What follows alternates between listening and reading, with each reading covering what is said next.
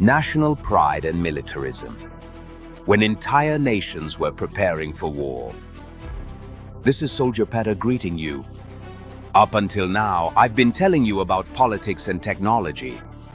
But wars aren't declared by governments or weapons. Wars are fought by people. And to understand the year 1914, we need to understand how entire nations learned to love war and revere soldiers.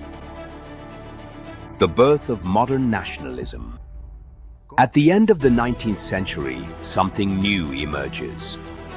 People stop feeling like subjects of a king or residents of a village. Now they are Germans, French, Russians. The nation is the new religion.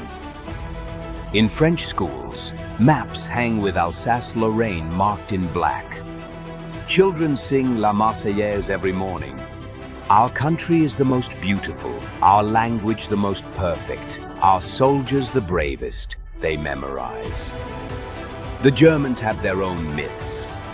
The Nibelungenlied, the 7 Years' War, the unification of the empire. Emperor Wilhelm is the successor of Barbarossa and Frederick the Great. The world shall be healed by the German spirit. The German essence is supposed to heal the world. The Russians believe in their own uniqueness, orthodoxy, Slavdom, the Third Rome. The Tsar is sent by God himself to lead the Slavic brothers to victory over the decadent West. Militarism has become the new way of life. Soldiers are not just defenders, they are role models for the entire society. A military uniform stands for honor, discipline is a virtue, and sacrificing oneself for the homeland is the noblest act. Germany goes the furthest. Every man must serve in the army, not for 1 year, but for 3 years. The whole society is organized like a barracks. The Dusseldorf Parade, the Berlin Step, Prussian discipline. I remember my uncle who served in the Austrian army. He came back home a different man. Straight posture, brief answers, absolute respect for superiors. The army made a man out of me, he used to say.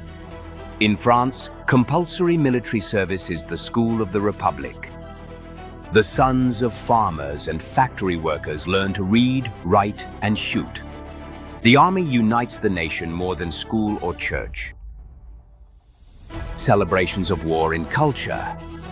Books, newspapers, theaters, everywhere, heroes in military uniforms. Kipling writes about the white man's burden. The Germans read Nietzsche on the Übermensch. The French idolize General Boulanger. Children play at being soldiers with lead figurines. Boys dream of growing up and defending their homeland. Girls imagine marrying brave officers. In 1913, Germany celebrates the centenary of its victory over Napoleon. Huge parades, monuments, celebrations. Emperor Wilhelm declares, "We are a nation of war," and the crowds cheer.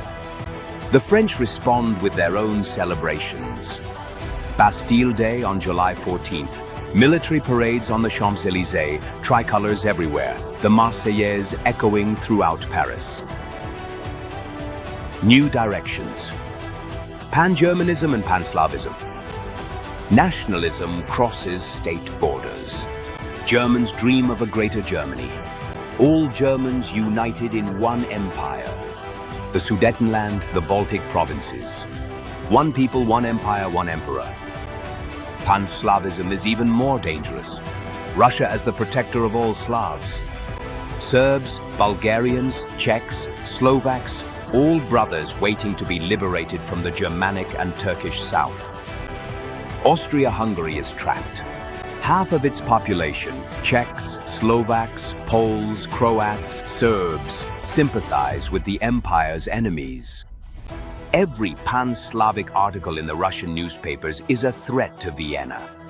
I remember how Austrian officers used to talk about the internal enemy.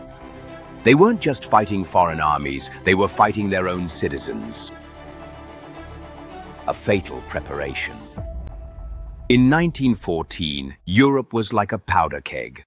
Every nation was convinced of its own uniqueness and its right to victory. Everyone believed their soldiers were the best, their cause the most just. Nationalism and militarism prepared millions of people to enthusiastically go and die for their homeland. They didn't know they were going to die in the most horrific slaughter in history. When war broke out, they didn't demonstrate for peace, they demonstrated for war. At last, their moment of glory had come. Next time, I'll show you how economic changes and the rise of large industrial conglomerates also pushed Europe toward war. Money and weapons. A deadly combination.